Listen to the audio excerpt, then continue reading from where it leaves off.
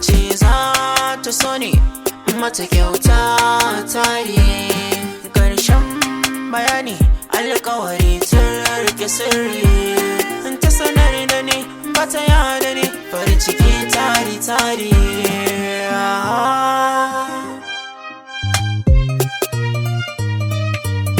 Na shiga damuwa yayin da na rasa masoyiya, mace guda ɗaya mu share kukan idaniya. Ina ta tambaya mai ne laifi na zuciya, hakan ga ya saka na kasa rayuwa ta duniya.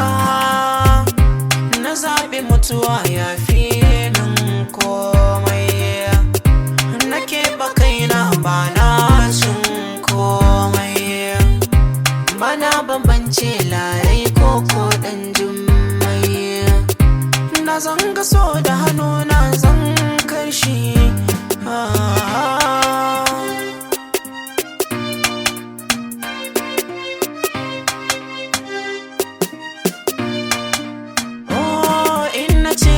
San ki sai ki ce kina sona, in na ce ina kaunar ki sai ki ce kina kauna, in na ce ina yin ki sai ki ce kina yi na.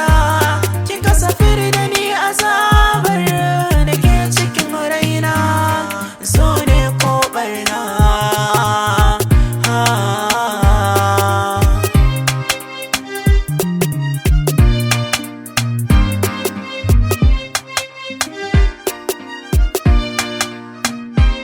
Ina tuno yanda mun kasance a baya sai idanuwa kuka, na yi zaton haka farin ciki na farin cikin ki zuci ta dauka. Aikin da sakon ki yayi nauyi a dole zan daina yin wanka, tunda kalaman ki na lura da su ta yaudara ce.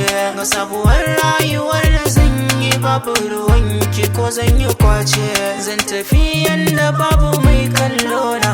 Rayuwa a kadai ce sannani da wuya ko bugun azaba, ni na amince.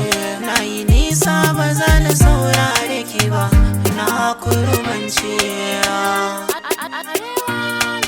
Soyayyar ki a gare ni kaddara ce, ki je na barki da Allah.